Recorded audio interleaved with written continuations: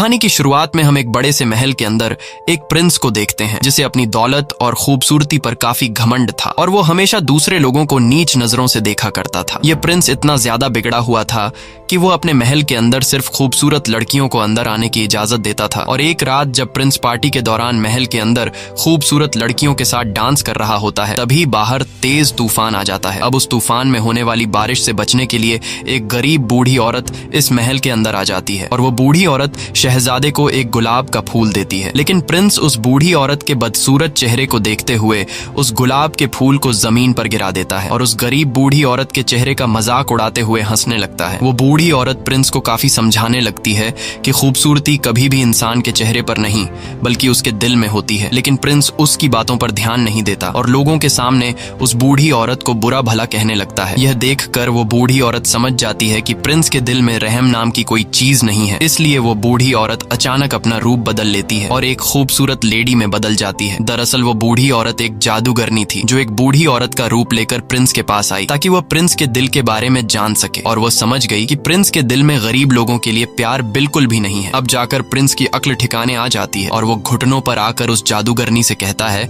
कि मुझे माफ कर दो। लेकिन अब जादूगरनी प्रिंस को कहाँ माफ करने वाली थी, क्योंकि कुछ देर पहले जब जादूगरनी ने प्रिंस से रिक्वेस्ट की कि प्लीज ये गुलाब का फूल एक्सेप्ट कर लीजिए, तब प्रिंस ने जादूगरनी के चेहरे का मजाक उड़ाते हुए उसके फूल को ठुकरा दिया था। इसीलिए अब वो जादूगरनी गुस्से में आकर अपने जादू से प्रिंस को जानवर यानी बीस्ट बना देती है। साथ ही प्रिंस को जितने भी लोग जानते थे वो जादूगरनी उन लोगों के दिमाग से प्रिंस को भुला देती है। यहाँ पर हमें यह पता चलता है कि उस जादूगरनी ने प्रिंस को जो फूल दी थी वह कोई आम फूल नहीं था बल्कि वह एक जादुई फूल था और उस फूल को एक्सेप्ट न करने पर जादूगरनी ने प्रिंस को श्राप दे दिया जिससे वह एक जानवर में बदल गया।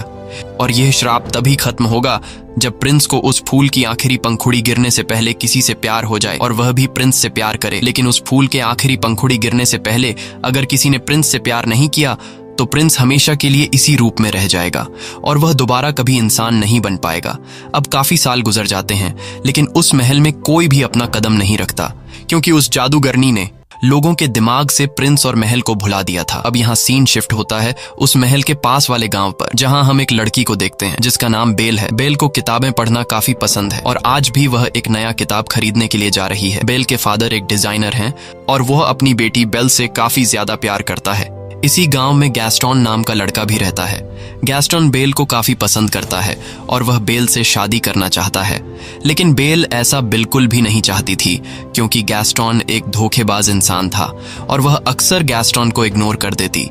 लेकिन गैस्टोन भी बेल का पीछा नहीं छोड़ता और वह किसी भी हाल में बेल से शादी करना चाहता है। एक दिन बेल का फादर किसी काम से जंगल के रास्ते शहर जा रहा होता है। जंगल के बीच में पहुंचने के बाद वह रास्ता भटक जाता है। तब सामने उसे एक दूसरा रास्ता दिखाई देता है। बेल का फादर सोचता है कि यह रास्ता शायद शॉर्टकट हो, इसलिए वह इस रास्ते पर चल पड़ता है। कुछ दूर आगे जाने के बाद तभी उसे जंगल से कुछ अजीब सी आवाजें सुनाई देने लगती हैं। बेल के पिता जब पीछे मुड़कर देखते हैं तो उसे पता चलता है कि जंगल के कुछ खतरनाक भेड़िए उसके पीछे पड़ गए हैं। यह देखते हुए बेल के फादर अपनी जान बचाने के लिए वहां से तेजी से घोड़ा गाड़ी को भगाने लगते हैं और भागते भागते वह एक महल के बाहर पहुंच जाता है। यह महल कोई और नहीं बल्कि वही महल है जिसे हमने कहानी की शुरुआत में देखा था। बेल का फादर इतने बड़े महल को देखकर हैरान रह जाता है और जब वो महल के अंदर आता है तो वो देखता है कि इस महल के अंदर कोई भी नहीं रहता। लेकिन हैरान करने वाली बात यह थी कि महल के अंदर कोई भी न रहते हुए महल के अंदर गरमाइश के लिए आग जल रही होती है। ये देखकर बेल के पिता को कुछ अजीब लगता है, लेकिन फिर वो इस पर ज्यादा ध्यान नहीं देता और तभी उसकी नजर खाने के टेबल पर पड़ती है जहाँ खाना ऐसे सजाया गया था कि जैसे कोई शहजादा उसे खाने आने वाला हो। अब बेल के पिता को बहुत ज्यादा भूख लगी थी, इसलिए वो बिना कुछ सोचे समझे खाने के टेबल पर बैठ जाता है और बड़े ही मजे से खाना खाने लगता है। लेकिन उसे पता नहीं था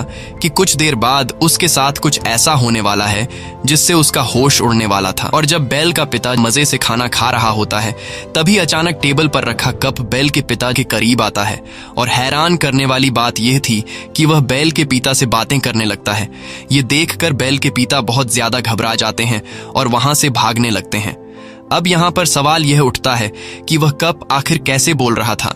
दरअसल यहाँ पर जितनी भी चीजें पड़ी हुई थी वो पहले कभी इंसान हुआ करते थे, लेकिन जादूगरनी के श्राप की वजह से ये सभी के सभी चीजों में बदल गए।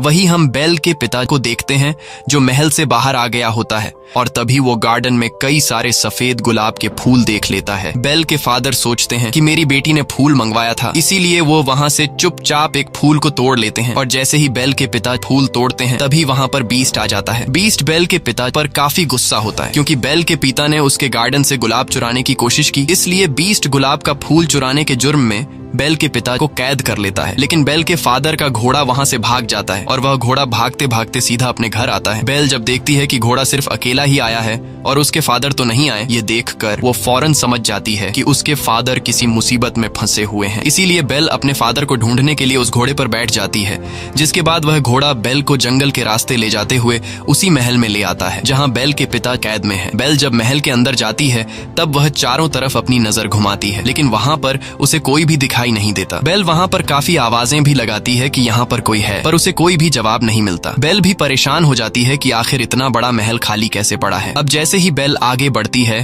तभी उसके कानों में लोगों की आवाजें सुनाई देती हैं, लेकिन हैरान करने वाली बात यह थी कि उसे कोई भी दिखाई नहीं दे रहा था। दरअसल ये वही घड़ी और कैंडल स्टैंड बातें कर रहे थे। अब जब बेल उस घड़ी और कैंडल स्टैंड के करीब आती है तभी ऊपर से बेल को अपने पिता की चिल्लाने की आवाज सुनाई देती है, जिसके बाद वह फौरन ऊपर वाले फ्लोर पर चली जाती है जहाँ उसे अपना फादर एक कोठरी के अंदर बंधा हुआ दिखाई देता है। बेल के फादर उसे जल्दी जल्दी में बताते हैं कि यह सारा महल जिंदा है, इसीलिए जितना जल्दी हो सके तुम यहाँ से भाग जाओ, कहीं ऐसा ना हो कि वह बीस्ट तुम्हें देख ले। बेल पूछती है कि कौन सा बीस्ट, जिस पर बेल के फादर बताते हैं कि वह बीस्ट बहुत ही ज्यादा खतरनाक है। मैंने तुम्हारे लिए यहाँ से सिर्फ एक फूल तोड़ा था, जिसकी सजा के तौर पर उस बीस्ट ने मुझे यहाँ उम्र भर कैद में डाल दिया। बेल के पिता बेल से कहते हैं कि तुम जल्दी से यहाँ से भाग जाओ, नहीं तो वह तुम्हें भी पकड़ लेगा। अब इससे पहले कि बेल वहाँ से निकल पाती तभी वहाँ पर बीस्ट आ जाता है, जिसे देखकर बेल काफी घबरा जाती है क्योंकि वह बीस्ट बहुत ही ज्यादा डरावना लग रहा था।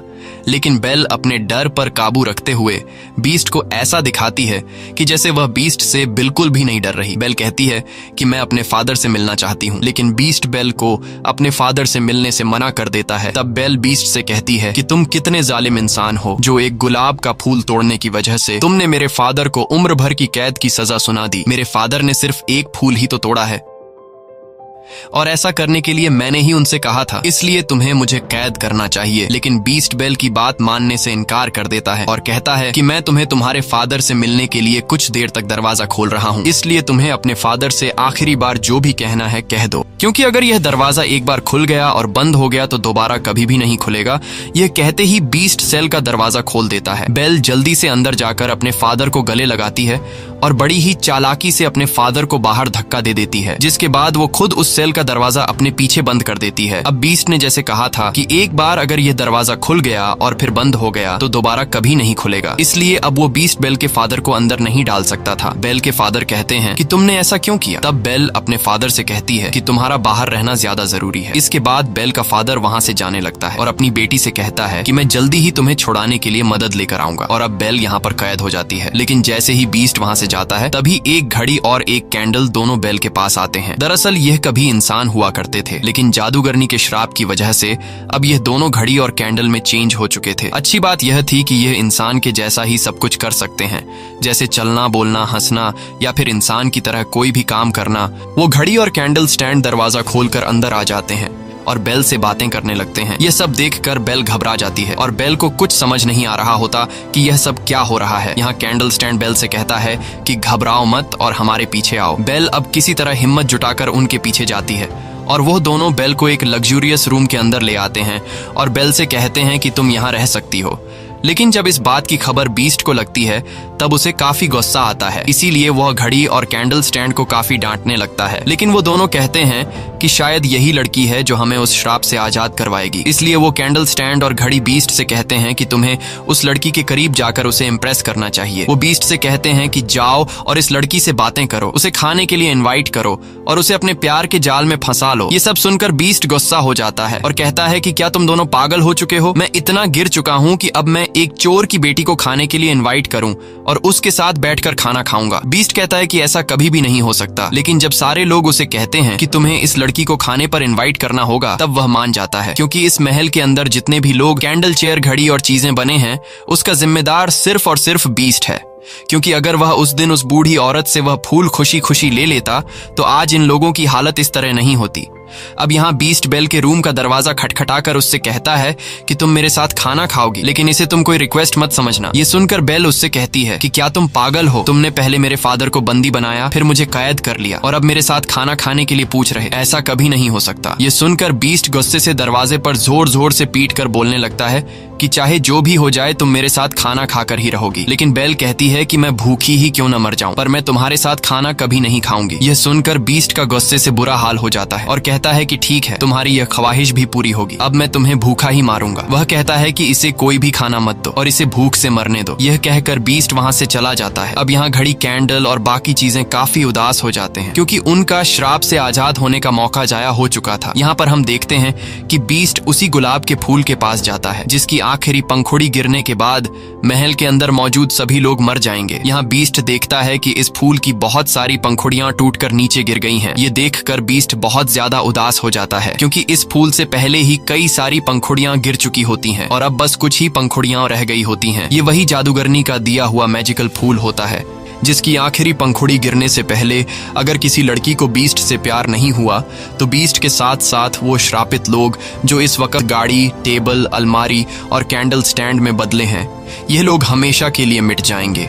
वहीं दूसरी तरफ हम देखते हैं कि बेल का फादर वापस अपने गांव आ चुका है। वो सभी लोगों से कहने लगते हैं कि मेरी बेटी की जान खतरे में है। जंगल के पास एक महल है जहां पर एक बीस्ट रहता है और उसी बीस्ट ने मेरी बेटी को कैद करके रखा है। ये सब सुनकर वहां पर मौजूद सभी लोग बेल के पिता पर हंसने लगते हैं और उसकी बात पर कोई भी यकीन नहीं करता। लेकिन गैस्टन, जो कि बेल से शादी करना चाहता था, इसीलिए वो बेल के फादर को इम्प्रेस करने के लिए कहता है कि मैं तुम्हारी बातों पर यकीन करता हूँ, मैं तुम्हारे साथ जाऊंगा तुम्हारी बेटी को बचाने के लिए। जिसके बाद गैस्टन और उसका एक साथी बेल के फादर के साथ जंगल के रास्ते से होते हुए बेल के पास जाने लगते हैं। अब रात के अंधेरे में बेल का फादर जिस रास्ते से महल तक पहुंचा था, वो रास्ता अब बेल का फादर भूल चुका होता है और उसे वो रास्ता नहीं मिल रहा होता। ये देखकर गैस्टन को काफी गुस्सा आता है और वो बेल के फादर से कहता है कि तुम्हारा दिमाग खराब हो गया है, यहाँ कोई भी बीस्ट नहीं रहता, तुमने फिजूल में मेरा टाइम जाया किया। साथ ही साथ गैस्टन बेल के फादर से यह भी कह देता है कि मैं तुम्हारी बेटी से प्यार करता हूँ और मैं तुम्हारी बेटी से शादी करना चाहता हूँ। लेकिन बेल के फादर उससे कहते हैं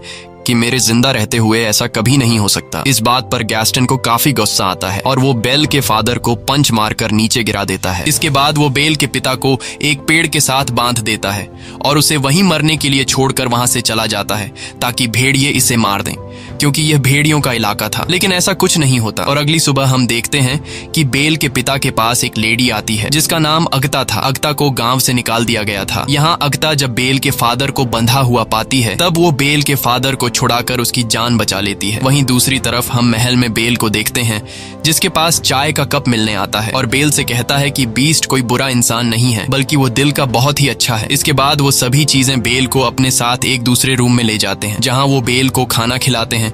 यहाँ बीस्ट आकर जब ये सारी चीजें देखता है तो वो चुपचाप वहां से चला जाता है। अब जब बेल वापस अपने रूम में सोने के लिए आती है तब उसे पास में ही एक दूसरा रूम दिखाई देता है, जिसे देखकर बेल बिना कुछ सोचे समझे उस रूम के अंदर चली जाती है और यह वही रूम होता है जिसके अंदर वो मैजिकल फूल रखा गया था। बेल उस फूल के करीब जाती है और जैसे ही उस फूल को छूने वाली होती है तभी वहां पर बीस्ट आ जाता है और वो बेल को डांटते हुए कहता है कि तुम्हें अंदाजा नहीं है कि तुम क्या करने वाली थी। अगर इस फूल को कुछ हो जाता तो हम सबकी जान चली जाती। बीस्ट गुस्से में आकर उससे कहता है कि चली जाओ यहाँ से और दोबारा मुझे अपनी शक्ल मत दिखाना। बीस्ट के जोर से चिल्लाने की वजह से बेल रोते हुए महल को छोड़कर जाने लगती है। इस दौरान महल की श्रापित चीजें बेल को रोकने की काफी कोशिश करते हैं, लेकिन बेल कहती है कि अब मैं इस महल में एक सेकंड के लिए भी नहीं रुकूंगी और वो घोड़े पर बैठकर जंगल के रास्ते जाने लगती है। बेल को जाता देखकर महल के अंदर मौजूद श्रापित चीजें काफी मायूस हो जाती हैं, क्योंकि बेल इन्हें छोड़कर चली गई और ये श्रापित चीजें समझ जाते हैं कि अब हम हमेशा के लिए इसी हालत में रहेंगे। यहाँ बेल जैसे ही जंगल में कुछ दूर आगे आती है तभी वहां कुछ भेड़िए उसे घेर लेते हैं, लेकिन इससे पहले कि वो भेड़िए बेल को कोई नुकसान पहुंचा पाते तभी वहां पर बीस्ट आ जाता है और वो उन भेड़ियों से लड़ने लगता है। काफी देर तक उन भेड़ियों से लड़ने के बाद आखिरकार बीस्ट उन सभी भेड़ियों को वहां से भगा देता है, लेकिन इस लड़ाई में वो खुद भी बुरी तरह से घायल हो चुका था। बेल अभी घोड़े पर बैठकर वहां से जाने ही वाली थी कि तभी वो देखती है कि बीस्ट ज्यादा जख्मी होने की वजह से जमीन पर गिर गया है। अब क्योंकि बीस्ट ने बेल की जान बचाई थी, इसीलिए अब बेल वहां से जाने की बजाय बीस्ट के पास आ जाती है और कहने लगती है कि मैं तुम्हें उठा नहीं सकती, इसीलिए तुम्हें खुद ही उठना होगा। अब बीस्ट काफी मुश्किल से हिम्मत करके खड़ा हो जाता है, जिसके बाद बेल उसे घोड़े पर बैठाकर वापस महल की तरफ ले आती है। अब बेल एक बार फिर से वापस उसी महल में आ चुकी थी। महल में मौजूद सभी श्रापित चीजें बेल को दोबारा से देखकर काफी खुश हो जाती हैं, क्योंकि वो सभी चाहते थे कि बेल यहीं हमारे साथ रहे और बेल और बीस्ट को एक दूसरे से प्यार हो जाए, जिसकी वजह से श्राप का असर खत्म हो जाएगा और सब कुछ पहले की तरह वापस नॉर्मल हो जाएगा। यहाँ वो चीजें बेल को अपनी पूरी स्टोरी बता देते हैं कि उस फूल की आखिरी पंखुड़ी गिरने के बाद हम सभी मारे जाएंगे, लेकिन ये चीजें बेल को पूरी बात नहीं बताते कि उस फूल की आखिरी पंखुड़ी गिरने से पहले तुम दोनों को एक दूसरे से प्यार हो जाना चाहिए, क्योंकि अगर ये चीजें बेल को पूरी सच्चाई बता देते तो बेल समझ जाती कि ये लोग मुझे जबरदस्ती बीस्ट के प्यार में धकेलना चाह रहे हैं, और ये सब पता चलने के बाद बेल को बीस्ट से असली वाला प्यार कभी नहीं हो पाएगा। यहाँ हम देखते हैं कि बेल बीस्ट के पास जाती है और वह बीस्ट के जख्मों पर मरहम पट्टी करने लगती है। साथ ही वो बीस्ट के जख्मों पर मरहम लगाते हुए बीस्ट को कुछ शेर सुनाती है, क्योंकि बेल को शेर और शायरी और बुक्स पढ़ने में काफी इंटरेस्ट था। लेकिन जब बेल शेर पढ़ती है तब बीस्ट उस शेर के आगे का हिस्सा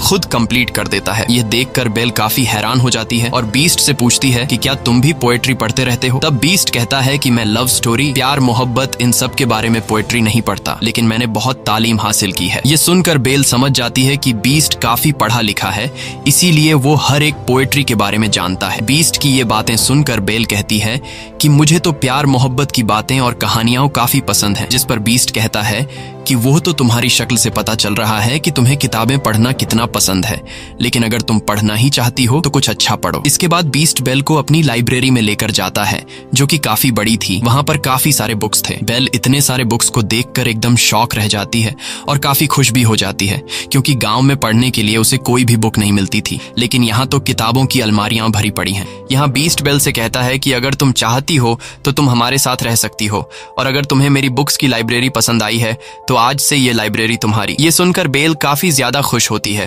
और फिर वक्त के साथ इन दोनों की दोस्ती गहरी होने लगती है।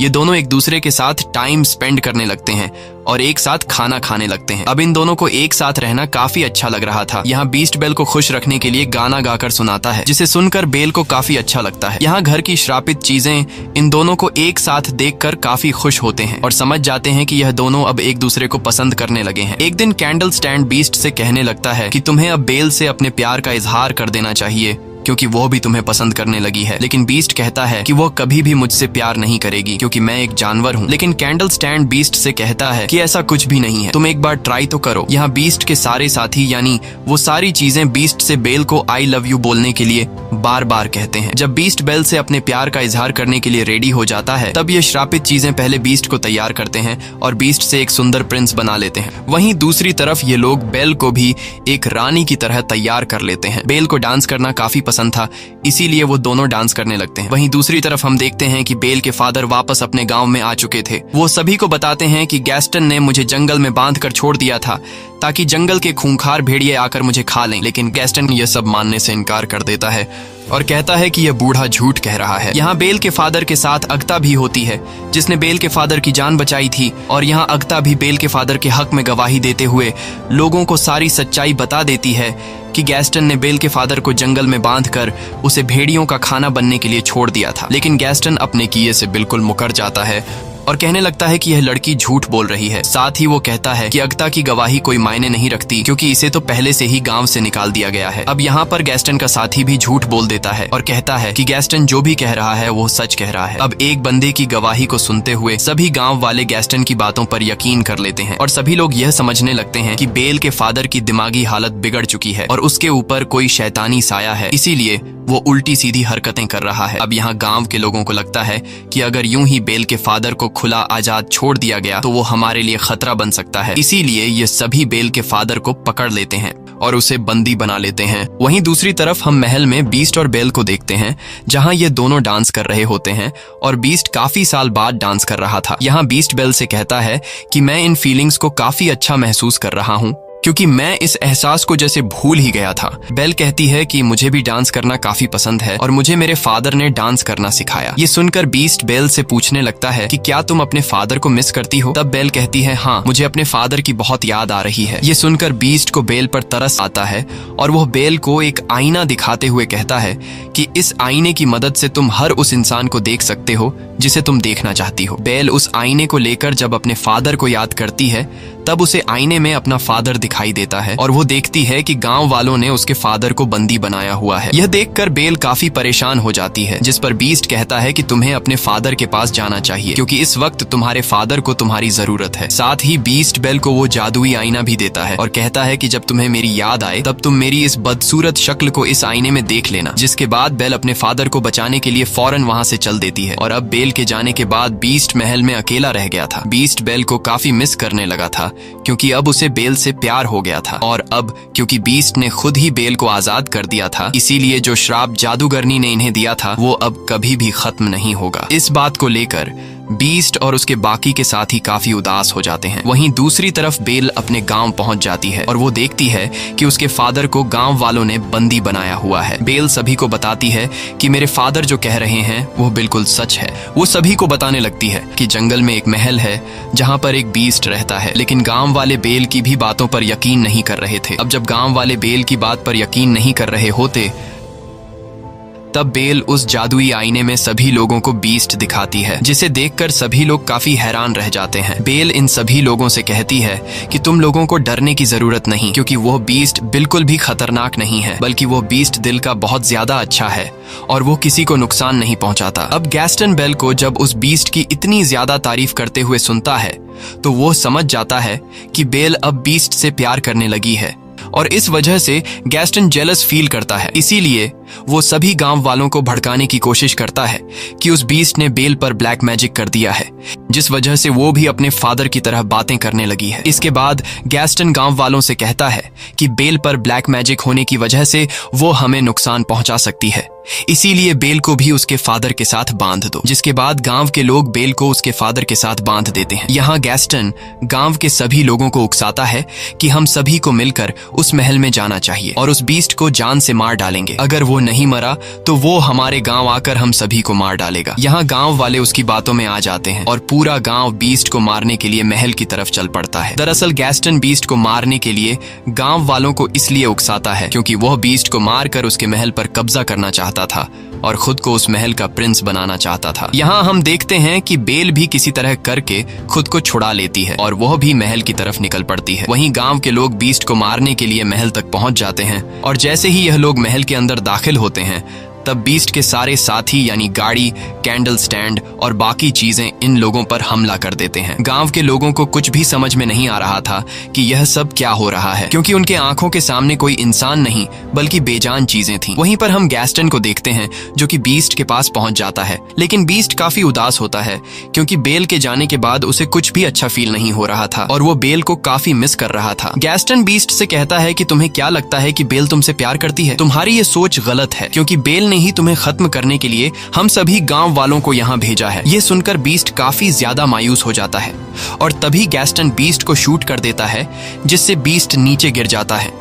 लेकिन नीचे गिरने से पहले बीस्ट टेरेस की एक लकड़ी को पकड़ लेता है। अब इससे पहले कि गैस्टन बीस्ट को मारने के लिए दूसरी गोली चला पाता, तभी वहां पर बेल आ जाती है और बेल गैस्टन का हाथ पकड़ लेती है ताकि वो बीस्ट को गोली ना मार सके। लेकिन इस हाथापाई में गैस्टन का पांव फिसल जाता है, जिससे वो नीचे गिर जाता है और उसके हाथ से बंदूक भी छूटकर नीचे गिर जाती है। अब बीस्ट भी ऊपर आने की कोशिश करता है और तभी बेल उसे आवाज देती है। बेल बीस्ट से माफी मांगते हुए कहती है कि मैंने गांव वालों को रोकने की बहुत कोशिश की, लेकिन वो नहीं रुके। बेल की यह बातें सुनकर बीस्ट काफी खुश हो जाता है और वो समझ जाता है कि गैस्टन ने मुझसे झूठ कहा था। बेल ने मुझे मारने के लिए गांव वालों को यहाँ नहीं भेजा था। अब बेल को देखकर बीस्ट के अंदर एक हिम्मत आ जाती है और वो गैस्टन का मुकाबला करने के लिए तैयार हो जाता है, जिसके बाद वो गैस्टन के पास जाकर उसे गर्दन से पकड़कर ऊपर उठा लेता है और उसे महल की ऊंची दीवार से नीचे फेंकने वाला होता है। तब गैस्टन बीस्ट से काफी रिक्वेस्ट करने लगता है कि प्लीज ऐसा मत करो और मुझे छोड़ दो। बीस्ट जो अब एक अच्छे दिल का मालिक बन गया होता है, इसीलिए वो गैस्टन पर रहम खाकर उसे छोड़ देता है और उससे कहता है कि चले जाओ यहाँ से। गैस्टन दौड़ते हुए वहाँ से चला जाता है, जिसके बाद बीस्ट बेल के पास आ जाता है। अब मौके का फायदा उठाकर गैस्टन पीछे की तरफ से बीस्ट पर 2 गोलियां चला देता है, जिससे बीस्ट नीचे गिर जाता है। लेकिन तभी हम देखते हैं कि गैस्टन जिस जगह पर खड़ा हुआ था वह जगह टूट जाती है और गैस्टन भी नीचे गिर जाता है। अब काफी ऊंची जगह से गिरने की वजह से गैस्टन की वहीं पर मौत हो जाती है। यहाँ बेल दौड़ते हुए बीस्ट के पास आती है और उसे बचाने की कोशिश करती है, लेकिन अब बीस्ट की हालत काफी खराब हो चुकी थी, क्योंकि अब वो काफी इंजर्ड हो चुका था और वो अपनी आखिरी सांसें ले रहा होता है। तब बेल बीस्ट से कहने लगती है कि अब मैं तुम्हें कभी भी छोड़कर नहीं जाऊंगी।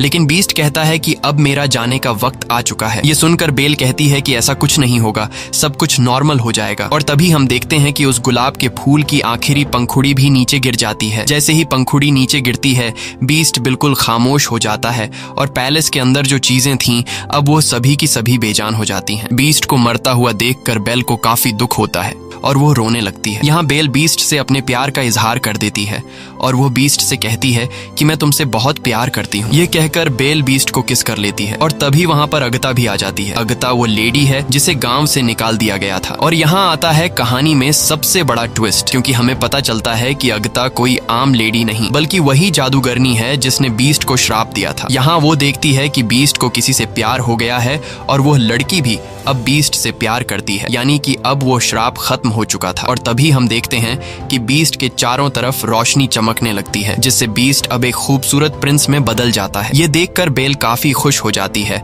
और ये दोनों एक दूसरे को गले लगाते हैं। वहीं महल के अंदर जितनी भी श्रापित चीजें थीं अब वो सभी इंसान बनना शुरू हो जाते हैं और अपने असली रूप में आ जाते हैं। सभी लोग काफी खुश होते हैं। बेल और बीस्ट सभी लोगों के बीच में डांस कर रहे होते हैं और इसी के साथ यह कहानी खत्म हो जाती है। अगर आपको यह वीडियो अच्छी लगी हो तो हमारे चैनल को सब्सक्राइब और वीडियो को लाइक जरूर कीजिएगा।